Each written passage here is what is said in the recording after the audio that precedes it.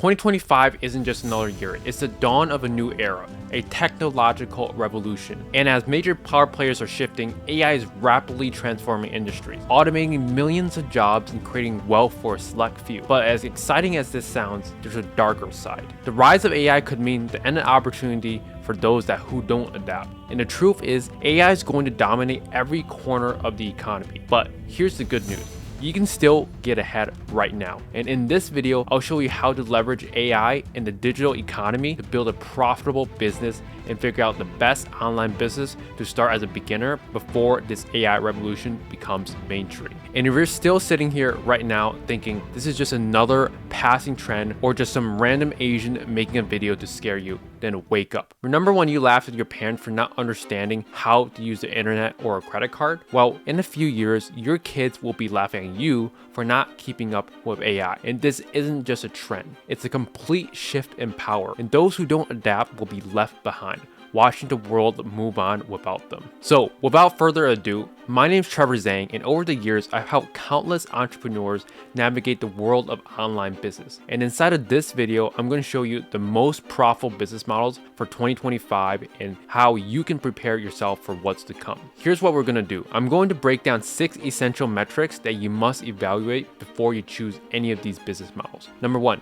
being profit per sale. How much do you make per transaction? Number 2, startup capital. How much money do you need to get started? Number 3, profit margins. What percentage of your revenue do you keep? Number 4, demand. How big is the market for your product or service? And number 5, fulfillment. How hard is it to deliver what you're selling? And number 6, scalability. How easy is it to grow your business? These are the metrics that we're going to use to compare the most common online business models. We'll cover the major models: AI automation, YouTube automation, traditional dropshipping, Amazon FBA, SMMA, and finally, why high-ticket dropshipping stand out above the rest. Let's start with AI automation, one of the most exciting developments in the world of online business. AI is changing everything, from how we interact with customers to how we analyze data. And while AI automation offers huge potential, it's not a complete business model on its own. Here's why. First, let's talk about profits per sale. AI automation is typically used to optimize existing business operations rather than generating direct sales.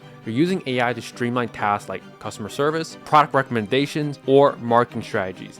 And the challenge is that unless you're pairing AI with a high-ticket product or service, your profits are limited. And when it comes to startup capital, implementing AI systems can require significant investment, especially if you're building custom solutions. Off-the-shelf AI tools are more affordable, but they come with limitations. Either way, the upfront cost can be high, and it may take time to see a return on that investment. Profit margins also vary depending on how you're using AI. If AI is automating tasks in a high-ticket business, the margins can be excellent. But in a lower margin business, the AI just becomes another tool that helps you operate without significantly increasing your revenue. And demand for AI solutions is growing rapidly, but it's mostly among established businesses looking to optimize their processes.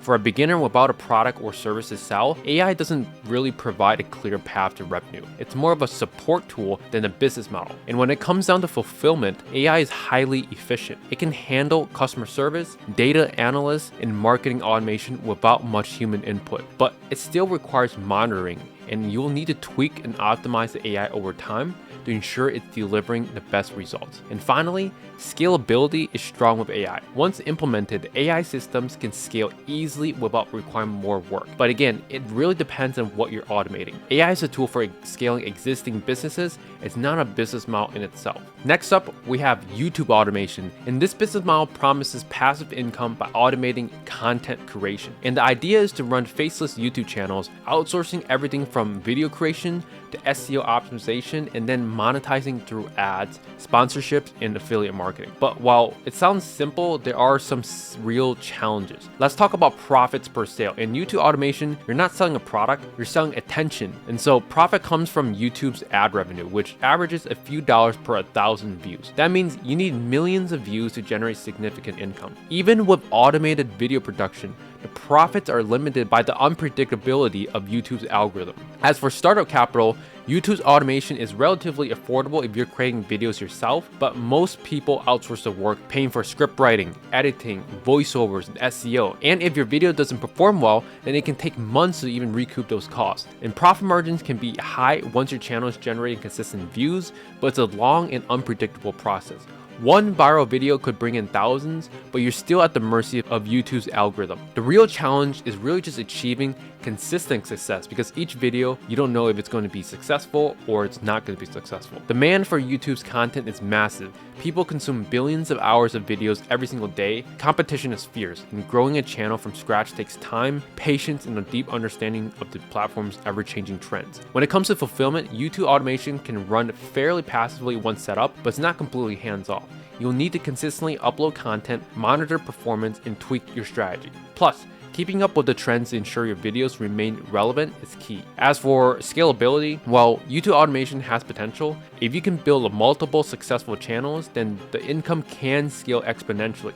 But that's easier said than done. YouTube is a fickle platform, and success is never guaranteed. And now, the third business model that we're going to talk about is going to be traditional dropshipping, one of the most popular business models out there for beginners. And the concept is pretty simple. You find cheap products on platforms like AliExpress or Alibaba, mark them up, and sell them through your own online store. Sounds great, right? Well, here's why it's a trap for most people. Let's talk about the profits per sale. In traditional dropshipping, you're typically selling products in the $10 to $50 range. That means you're only making a small profit on each sale, maybe $5 or up to $15 per transaction.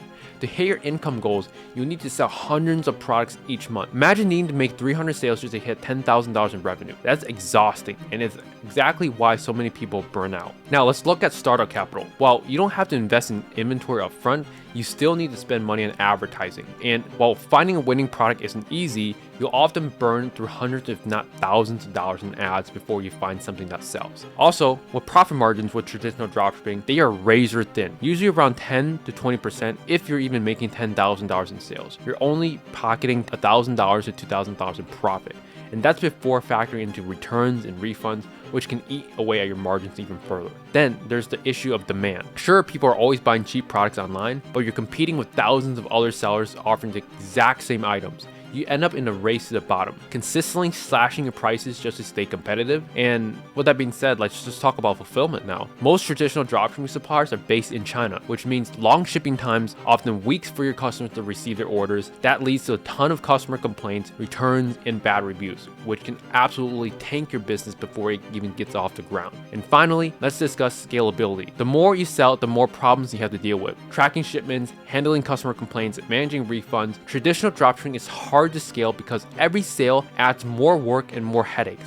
It's not just a business model that gives you freedom, it locks you into a cycle of constant stress. With that being said, next up we have Amazon FBA, which also stands for Fulfillment by Amazon. On the surface, it seems like the most perfect business model. You sell products on Amazon, they handle everything from storage to shipping to customer service, but here's what most people don't realize. There are serious risks that can cripple your business. Let's just start with just profit margins per sale. With Amazon FBA, you're selling products in the $20 to $300 range, depending on your niche. While you can make a decent profit per sale, it's still nothing like the profits from selling high ticket items. You need a high volume of sales to hit consistent or significant income numbers. Now let's talk about startup capital. Here's where Amazon FBA becomes a real money pit. You need to buy inventory upfront, anywhere from $5,000 to $15,000 just to stock your products. And if your products don't sell, you're stuck with unsold inventory that eats away at your cash flow. Profit margins in Amazon FBA are thin, especially after Amazon takes its cut, which can be as high as 30 to 40% of your revenue. So even if you make $10,000 in sales, you're left with maybe $6,000. And that's before you factor into storage fees, shipping costs, marketing expenses. Your actual take-home profit can be as low as 5 to 7%. And demand is high because Amazon is the largest online marketplace in the world, but with high demand comes high competition, and you're up against thousands of other sellers. And here's a kicker. Amazon itself can become your biggest competitor. If your product starts selling well, Amazon can create its own version and sell under Amazon's basic label, its own private label brand, cutting you out your own success. And when it comes to fulfillment, Amazon does handle the logistics, but you're paying for that convenience, and it eats away into your profit margins. Plus, you're at the mercy of Amazon's policies. If they suspend your account, your entire business disappears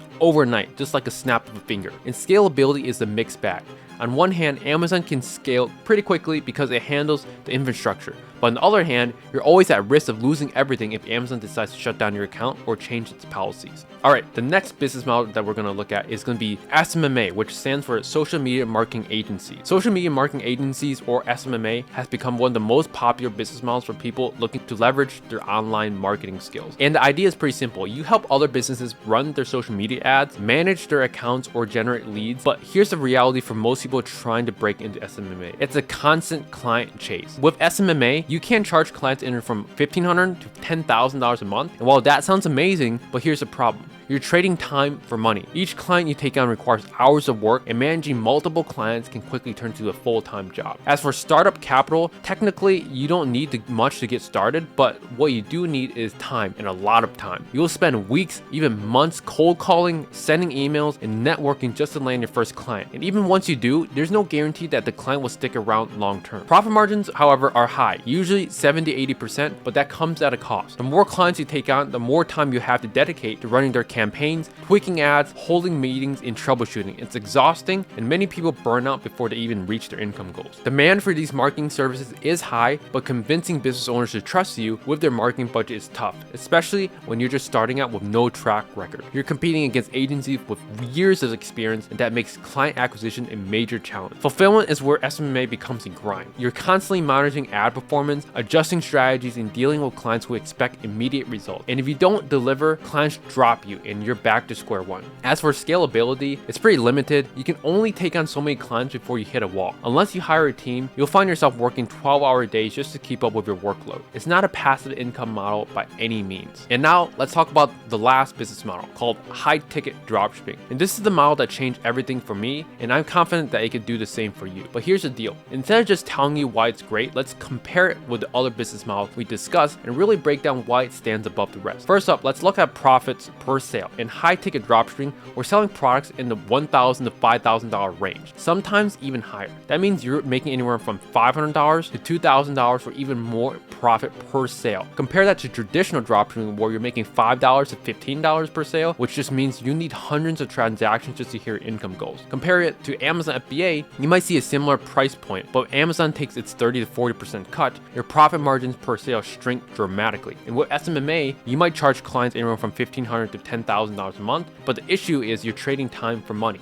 Each client demands hours of your attention, limiting your ability to scale. And then there's YouTube automation, where the profits are based on attention, and unless you're getting millions of views, the dollars you make per 1,000 views are a fraction of what you make with high-ticket sales. And with high-ticket dropshipping though, just a few sales a month can get you to $10,000 or more in profit. And that's really just the power of quality over quantity. And now let's talk about startup capital. One of the biggest advantages to high-ticket dropshipping is the low startup cost. You don't need to invest in inventory up front. You only purchase the product once you make a sale, and your supplier handles the shipping. That's a huge win compared to Amazon FBA, where you need to sink thousands of dollars into inventory, and if it doesn't sell, you're stuck with unsold stock. And traditional dropshipping doesn't require inventory, but you're still selling hundreds if not thousands on testing products through ads. SMMA doesn't have this inventory issue, but you're investing time and energy into chasing these clients, and without a track record, that's a tough sell. With YouTube automation, there's still an upfront investment. Outsourcing video creation, editing, SEO optimization, challenge is recouping those costs when your videos aren't guaranteed to perform well. High-ticket dropshipping keeps your costs low because you're only paying for what you already sold, and you don't need to waste money on endless testing. Now, let's look at profit margin. Well, with high-ticket dropshipping, you're typically seeing margins in the 30 to 50% range, and that means if you make $10,000 in sales, you're keeping $3,000 to $5,000 in profit. Compare that to traditional dropshipping, where you're lucky if you even see 10 to 20% margins, leaving you with razor-thin profits. With Amazon FBA, after Amazon takes its cuts, your margins can drop to 5 to 7%, and it's even worse when you consider storage fees and shipping costs. SMMA has high margins, 70 to 80%, but you're tied to how many clients you can physically manage, which caps your scalability. And then with YouTube automation, yes, the margins are decent once your channel is monetized, but it's unpredictable. You're at the mercy of YouTube's algorithm, and one algorithm change could absolutely crush your income and your revenue. High-ticket dropshipping gives you the healthy margins without all the risks of low-ticket dropshipping or relying on a platform like Amazon or YouTube. Now let's dive into demand. You might think that fewer people are willing to buy high-ticket items because they're expensive, but here's the truth.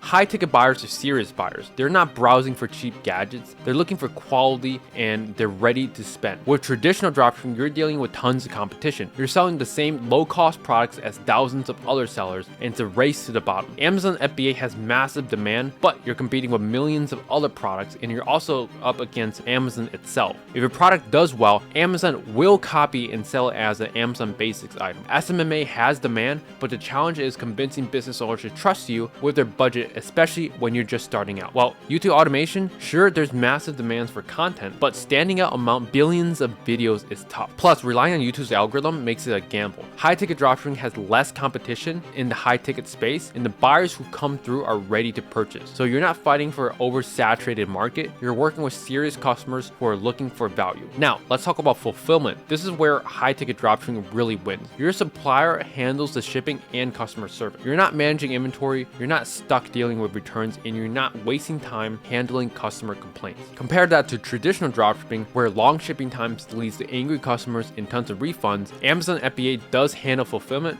but you're paying hefty fees for it. Plus, if Amazon decides to suspend your account, your entire business could disappear overnight. SMMA, well, fulfillment is all on you. You're running campaigns, tweaking ads, handling clients is exhausting. With YouTube automation, it is more passive, but you're still overseeing video production, keeping up with trends, managing SEO strategies just to make sure your content even stays relevant. And with high ticket dropshipping, it allows you to outsource your headache. Your supplier deals with those logistics for you, and you get to focus on actually growing your business. Finally, let's talk about scalability. With high ticket dropshipping, it scales beautifully. Once you find a winning product in a winning niche in a profitable ad campaign, you simply scale by increasing your ad budget. You're not bogged down by inventory, you're not tied to client meetings or manual work like SMMA. Traditional dropshipping gets harder to scale because as you sell more, you face more customer issues, more refunds, and more time spent on fulfillment. With Amazon FBA, you have the potential to scale, but you're always at risk of running out of stock or facing cash flow issues trying to maintain your inventory. SMMA, there's only so many hours in a day. To scale, you need to build a team, and that's a whole new set of challenges, especially for a beginner. With YouTube automation, success is never guaranteed.